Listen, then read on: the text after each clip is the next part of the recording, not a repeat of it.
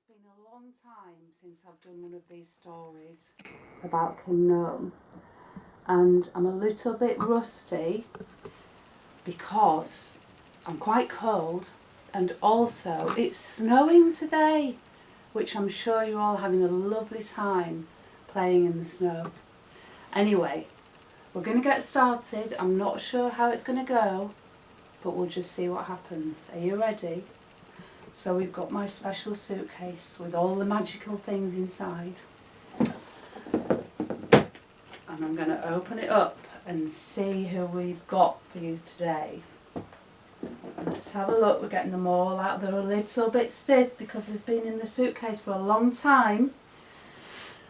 So they might quite like coming out and stretching the legs in the snow. Here we are. I've got my very own snow here, and this is a story for bedtime. So I've got Ben, who's all ready for bed. He's my teddy bear. So maybe you could get your teddy bear and have a cuddle with mummy or daddy or your big brother or sister. Get all snuggly and listen to the story. Once upon a time in a land far away there lived the most peculiar collection of creatures. We had a squirrel with a big bushy tail who'd already stored lots of acorns and nuts in the ground. If you look out your window sometime, you might see him running around and eating the nuts. And then he digs a hole. He's trying really hard today because he's had to dig through all the snow to bury his nuts and his acorns and lots of lovely things to eat. And he remembers exactly where they are. And he'll go back the next day, hopefully the snow's melted, and he'll dig it up with his little paws and eat it all up. So that's Squirrel. Hello everybody, he says. Then we've got the most important one of all. We've got King GNOME. And of course, not forgetting his wife, King GNOME's wife. She hasn't got a name. We need to think about that one. They lived together in the woods in a beautiful gingerbread cottage. But the only trouble was there wasn't only one mischievous gnome. There were actually, here's the first one. This is the one you all know. This was his cousin. And this one was also called mischievous gnome, which is a little bit confusing when you're trying to explain which one's which. So today we're doing a story about this one. One day, mischievous gnome was feeling particularly mischievous. Do you know what he did? He climbed up a really tall tree, a beech tree. They're one of the tallest in the land. And he'd had his eye on the magpie and his nest, and he decided, come what may, he was going to steal the magpie's feather.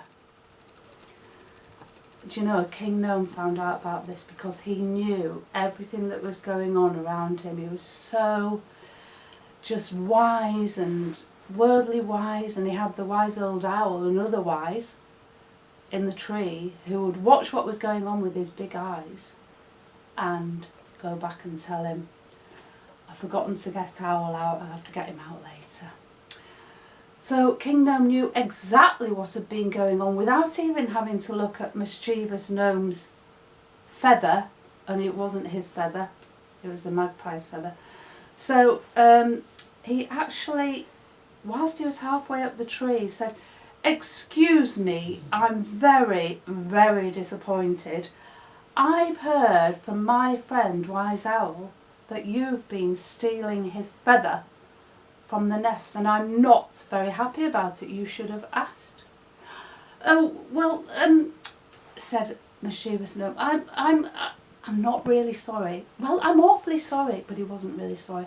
But you see, I don't like the snow. What do you mean you don't like the snow? How can you not like the snow? Snow is wonderful, said King GNOME. Mischievous gnome had a point here because, you see, when he walks in the snow, oh, it's awfully cold and it's awfully wet, and oh, my wool gets wet and then it travels up and it goes right up to my chin and then I'm wet all over and I don't like the snow. Well, King Gnome felt a little bit sympathetic towards him. That meant that he felt a little bit sad that he felt like that, because he was really missing out, and he actually thought, do you know what, I might try and make him a pair of Wellington boots. What do you think, children? Do you think that would be a good idea? Anyway, meanwhile, he had to work out how to get down from the tree, because while he was up there, sometimes you'll climb up things and you'll think, that's quite easy actually. Yes, I've got up fine, but then when you look down, you think, how am I going to get down? Well, here's the thing. Mischievous Gnome had a magical belly button right in the middle of his tummy, just like yours, but yours wasn't like that. Yours isn't made of wool like Mischievous Gnome, so he would untangle his wool from his body and he would throw it over a branch on the tree that was really high up, and then he actually managed, oh, it's a little bit scary, but he climbed all the way down, and when he got to the bottom he would wind his belly button back in.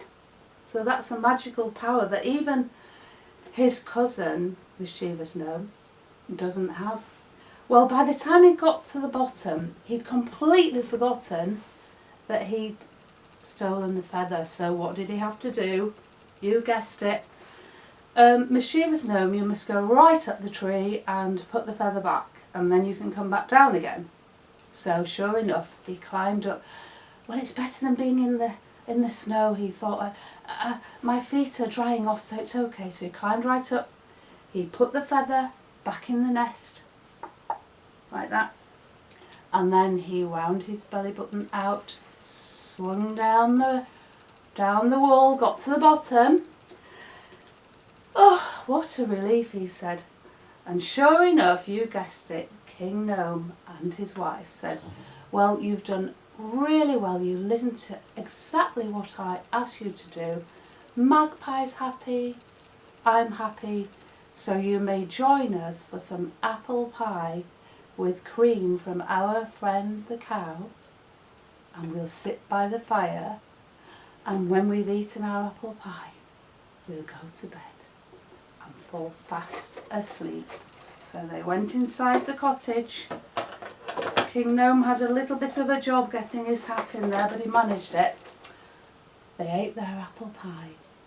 They fell fast asleep. And that was the end of the story. Night, night, children. Night, night.